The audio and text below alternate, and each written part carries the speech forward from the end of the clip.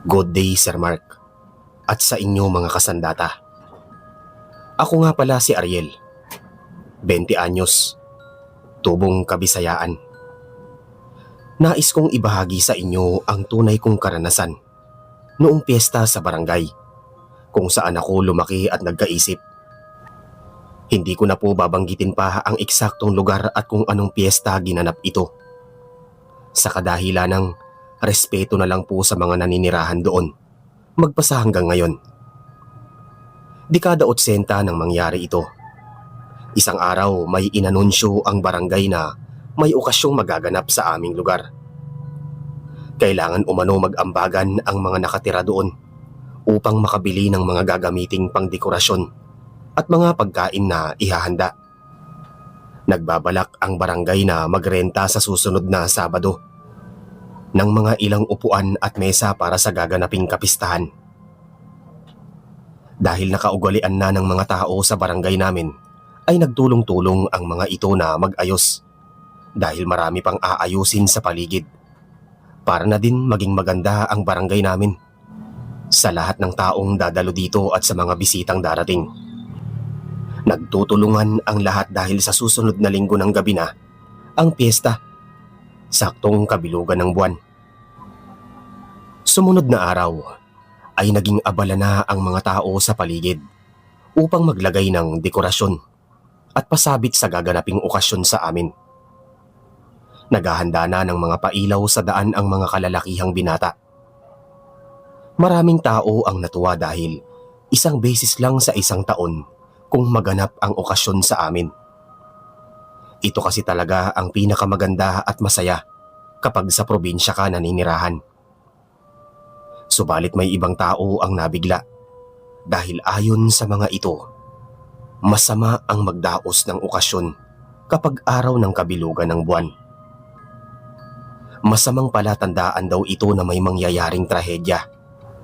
O di naman kaya ay baka may ibang nilalang ang makisali sa kasiyahang magaganap.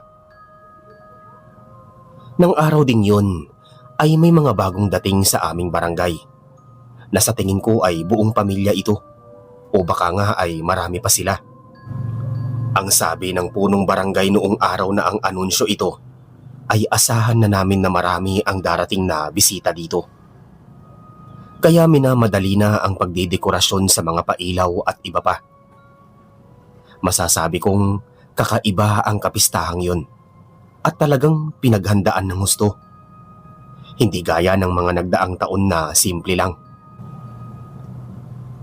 Habang abala ang lahat sa kanya-kanyang ginagawang nakatoka sa kanila, ay napapansin kong hindi lumalabas ng bahay ang bagong saltang mag-anak. Hindi namin sila nakikitang nakikisalamuha sa ibang tao kapag umaga. Tuwing gabi lang ang mga ito kung lumabas man. Hindi naman bago sa amin yun. Dahil halata pa naming sila ay nahihiya pa. Matapos ang buong maghapon na pagtulong sa mga kababaryo ko, ay umuwi muna ako upang magpahinga dahil sa susunod na mga araw ay marami pa ang trabaho na gagawin sa aming barangay. Pagka-uwi ko ay sumalubong sa akin ang nakababata kong kapatid na lalaki. Nasa edad 10 pa lang ito. Sinabi nitong naghihintay na si inay sa pag-uwi ko. "Anak, pinagluto kita ng pagkain. Kumain ka na at baka magkasakit ka niyan." Wika sa akin ng aking ina nang tuluyan na akong makapasok. "Kuya, masarap yung luto ni inay para sa'yo. Halika, kumain ka na muna. At mukhang pagod po kayo." Pag-aaya ng kapatid ko, kaya naman umupo na ako sa hapagkainan. "Nga pala inay, maraming nagsasabi na hindi na pwede na magdaos ng okasyon tuwing kabilugan ng buwan. Bakit po ba?" Pagtatanong ko kay inay. "Hindi talaga pwedeng magdaos ng okasyon kapag araw ng kabilugan ng buwan, anak. Dahil marami ang gumagala na masamang elemento pagsapit ng gabi. At ikaw anak, wag na wag kang pupunta sa okasyong gaganapin dahil hindi mo alam kung anong mangyayari sa'yo." Mahabang paliwanag niya at bigla na lamang itong pinutol Saka sinabihan akong kumain na lang. Habang kumakain kami ay nagkikwentuhan muna kami para malibang naman ang sarili namin. Pagkatapos namin kumain ay ako na lang ang naghugas ng pinagkainan namin para naman may maitulong ako kay nanay sa gawaing bahay. Nang gabing yun ay may mga sinampay pang naiwan sa labas. Kaya naman ay nilabas ko muna ito para kunin dahil gabi na din. At mukhang nakalimutan ni inay na kunin ang mga nilabhan niya. Habang nasa labas ako, ay may mga ilaw na sa mga kabahayang malapit sa amin. May nahagip naman akong isang babaeng nasa teresa ng isang bahay. Mukhang bago pa lamang siya sa baryo namin. Dahil yun pa lang ang unang pagkakataong makita ko ang mukha niya. Sa isip-isip ko nun ay baka bisita ito ng kapitbahay namin. Nang nakuha ko na ang mga sinampay ay kaagad ko nang pinasok ito. At nagsara na ng pintuan at bintana dahil tulog na ang inay at ang kapatid ko. Pagkatapos noon ay pumunta na ako sa silid ko upang makapagpahinga na. Kinaumagahan habang naglalakad ako at tumapat sa bahay kung saan ko nakita ang babae, ay muli ko itong nakita. Nagmamadali itong lumapit sa akin na ikinatigil ko naman. Pwede po bang magtanong? Saan po ba ang daan papunta sa barangay? Dahil tutulong po ako sa paglilinis ng lugar. Tanong nito. Ganun ba, Binibini? Malapit lang dito yon. Sakto, pupunta din ako doon kaya sumabay ka na lang. Tugon ko sa kanya. Habang naglalakad kami, ay napatanong ako sa dalaga kung bagong lipat ba sila o bisita lang. Ang totoo niyan ay bisita ako ng punong barangay. Gusto ko lang tumulong kahit saglit lang. Pasensya na ha, wala kasi akong alam dito. Saad nito. Ganun ba? Ayos lang.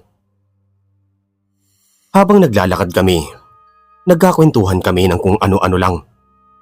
Napag-alaman ko din na Bettina ang pangalan nito. Nang makarating kami ay agad na kaming tumulong sa pag-aayos. Naging mabilis ang pagtakbo ng oras ng araw na yon. Dahil na rin sa naging abala na kami pareho ni Bettina. Makalipas ang ilang araw ay naging malapit kami ni Bettina. Sabay kami palagi nitong nagpupunta sa barangay para tumulong sa pag-aayos. Hanggang sa isang umaga ay dinaanan ko si Bettina sa kanilang bahay. Nakita kong nakangiti itong lumabas at lalakad na sana kami papunta sa barangay nang marinig naming may tumawag sa pangalan ng dalaga. Galit na galit ang boses ng babaeng pinapapasok siya sa loob ng kanilang bahay. Nakita kong biglang nagbago ang ekspresyon sa mukha ng dalaga at saglit itong nagpaalam sa akin. Nagmamadali siyang pumasok sa loob ng kanilang bahay. Hinintay ko pa siya saglit. Maya-maya pa ay lumabas ulit ito at sinabing hindi na siya makakasama. Pasensya ka na, Ariel. Hindi na ako makakasama. Wika nito at muli nang pumasok sa loob ng bahay nila. Nang hindi man lang ako pinagsasalita. Matapos ang araw na yun ay hindi ko na nakita kahit saan si Bettina. Sa palagay ko ay nasa bahay lamang nila ito. 2 araw na lamang at gaganapin na ang okasyon. Nagsisidatingan na ang iba pang mga bisita. Galing pa sa iba't ibang lugar. Tiyak kong dadalo ang pamilya ni Bettina sa salo-salong magaganap sa barangay at kasiyahan. Nais ko pa sanang makita ng sa ganon ay masabi ko sa kanyang hindi ako makakapunta doon.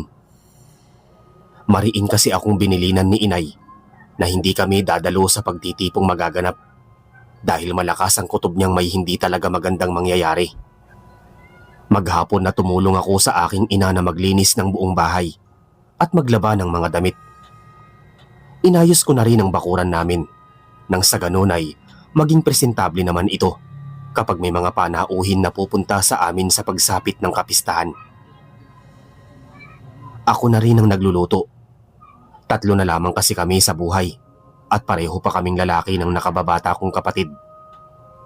Kaya naman ako ang naging kahalili ng aking ina sa mga gawaing bahay. Natapos na lamang ang araw na yon, ay hindi maalis-alis sa isipan ko ang dayong dalaga. Parati ko pa itong inaabangan na lumabas ng bahay nila, ngunit hindi talaga ito lumalabas. Kaya naman ay naisip kong pumunta na lamang sa pagtitipon at aaminin ko na ang nararamdaman sa kanya, na gusto ko siya. Ngunit natatakot ako na baka mabigo lang ako sa gagawin ko. Kaya naman nagdadalawang isip pa rin ako. Nang sa mga oras na yun ay nagbabalak akong ligawan si Bettina sa kanilang bahay para masabi ang tunay ang pagmamahal ko sa kanya. Hindi alam ni Ariel ang sikreto na tinatago sa kanya na hindi sinasabi nito. Ang pagkakaalam niya lamang ay simpleng dalaga lang ito. Walang kaalam-alam ang sarili ko sa sikretong lihim nito sa akin. Malapit nang sumapit ang okasyon. Nagbabalak akong pumunta dito upang makita si Bettina at umamin sa aking nararamdaman sa kanya. Isang araw na lamang at piyesta na sa barangay namin. Ngunit ang iba naming kababaryo ay hindi natutuwa sa mga ginagawa ng ibang tao sa lugar namin. Kakaiba kasi ang mga kinikilos ng mga ito. Hindi nakikisalamuha at parabang takot sa amin. Sa isip-isip ko noon ay paano sila makikisaya kung sa normal na araw pa lang ay parang asiwa na ang mga ito sa amin. Bago ang araw na pagsapit ng kapistahan ay nagtungo ako sa bungad ng barangay dahil may iniutos sa akin ng aking inay. Nang may isang matandang lalaki ang lumapit sa akin habang bumibili ako sa isang tindahan.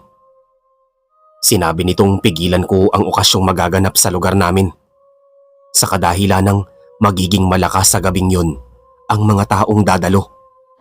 At ayon pa dito ay may mga nilalang nang nakapasok sa loob ng barangay namin. Mag-iingat kayo, iho. Saad nito at nagmadali nang naglakad papalayo na parabang takot na takot. Hindi ko alam kung bakit nang sandaling yun ay nakaramdam ako ng kaba at takot nang maisip ko na kinagabihan na ang pagtitipong magaganap. Kaya naman nagtungo ako sa mga kabataang abala pa rin mag-ayos sa paligid ng barangay. Sinabi ko sa mga ito ang ikinababahala ng mga matatanda. Ngunit walang naniwala sa akin at sinabing kasabihan lang yun ng matatanda at pawang kuro-kuro lang. Papaano mangyayari ang sinasabi mo? Marami naman ng mga tanod na magbabantay. Natatawang tanong ng isa sa mga ito. Basta, binabalaan ko na kayo. Iyan na lamang ang tangi kong nasabi at baka sabihan pa akong baliw kapag pinilit ko silang maniwala. Agad na nga rin akong umalis at umuwi sa bahay namin. Nakaramdam ako ng pagkainis ng mga sandaling yon dahil ni isa sa mga ito ay walang naniniwala sa akin. Maging ang malalapit kong kaibigan ay pinagtatawanan ako. Yun daw kasi ang pinakamagandang okasyong masasaksihan namin. Anak, anong nangyayari sa'yo? At bakit ganyan ang itsura mo? Tanong ni inay nang makita niya akong nakabusangot na nakaupo sa balkonahe. Binalaan ko na sila, inay, pero walang nakikinig sa akin. Pinagtatawanan pa nila ako. Hayaan mo, anak. Dito lang tayo sa bahay. Pero paano si Bettina, inay? Hindi siya pwedeng pumunta doon. Wala siyang alam. Gusto kong sabihin sa kanya ngunit ayaw niya akong kausapin. Huwag mo alalahanin yun. Pupunta tayo ngayon sa isang taong eksperto sa mga aswang o kahit ano pa yan. Siya ang makakatulong sa atin para malutas ang problema natin. Sige po, inay. Pumunta kami sa tiyo kong albularyo na nakatira sa karatig na yon. Nang makarating kami doon, ay agad na kaming humingi ng tulong at sinabi ko ang lahat ng babala sa akin nung matandang lalaki. Anong oras gaganapin ang okasyon? Pagtatanong ni Tio sa akin. 9:00 po ng gabi gaganapin. Tugon ko naman. O siya, hintayin mo ako sa bahay ninyo at dadating ako ng 8:00 ng gabi. Huling sambit ni Tio sa akin. Lumipas ang ilang oras ay umuwi na kami upang magluto ng hapunan. Nang madaan kami sa bahay ni Bettina, ay nakapula ito, silang dalawa ng kanyang nanay. Nang makauwi na kami, kaagad ay naghanda ng hapunan. Habang naghahanda nga kami ay dumating na rin ang tiyuhin ko. May dala itong malaking bag na para bang maglilipat na ng bahay. Nang buksan niya yun ay nakita kong inilabas nito ang mga kagamitan niya. Gaya na lamang ng buntot ng pagi, librong kulay pula, asin at banal na tubig.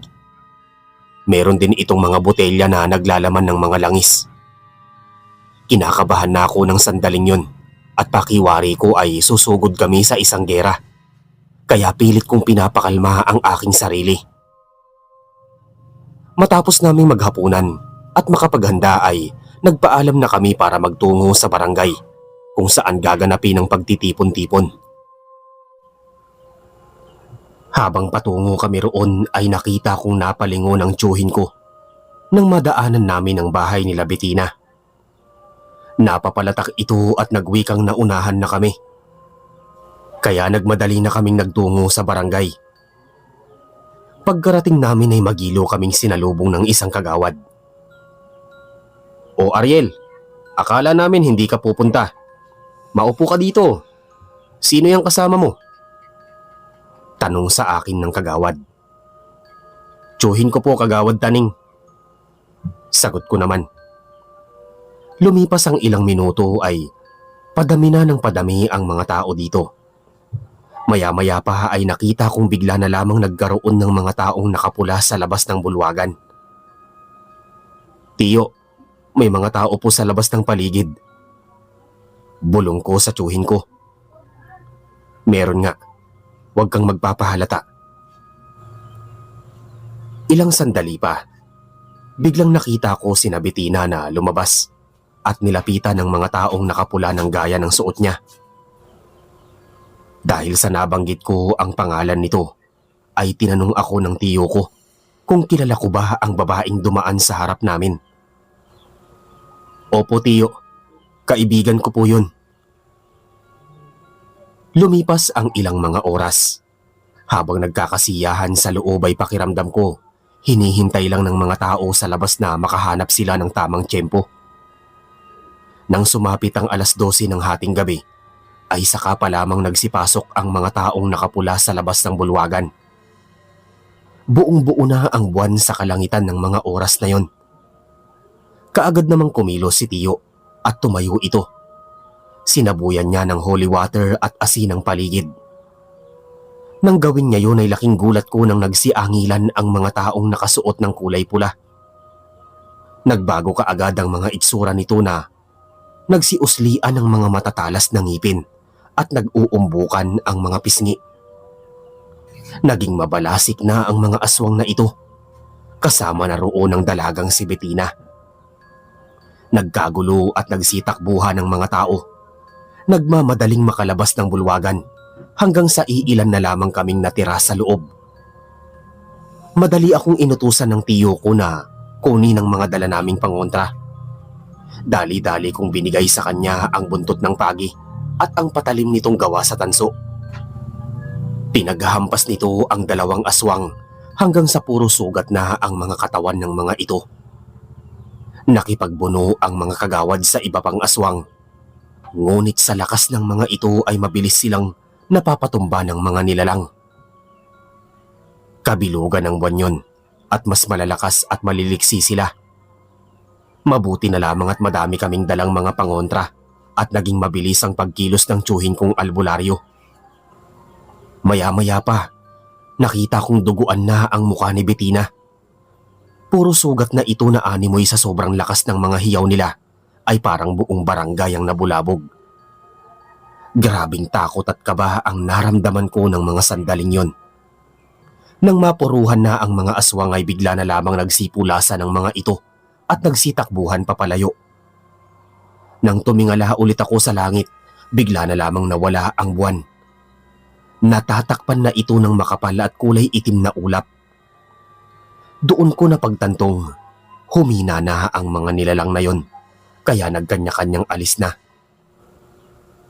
Ang magandang okasyong inaasahan ng lahat ay naging karumal-dumal ang sinapit nito. Marami sa mga dayo at kababaryo namin ang nagtamo ng sugat.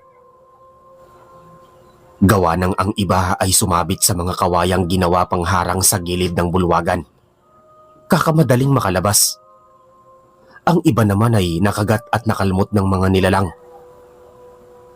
Matapos ang gabing yun, ay grabing takot ang iniwan nito sa mga kababaryo namin. Subalit, ipinalabas na kulto o grupo ng mga kriminal ang sumalakay sa okasyong yun at hindi mga aswang. Ngunit saksing buhay ako na nagpapatunay na hindi tao ang may gawa. Simula nga nun, ay hindi ako ulit nakikipagkaibigan sa mga bago lamang po dito sa barangay namin. Mas naging maingat na rin ang barangay namin sa mga dayo tuwing sasapit ang kapistahan. At kapag sumapit ang kabilugan ng buwan, ay wala nang nagtatangkapang magdaos ng okasyon sa lugar namin. Hanggang dito na lamang po ang kwento ko. Maraming salamat po sa inyo, Sir Mark. At more power po sa channel ninyo.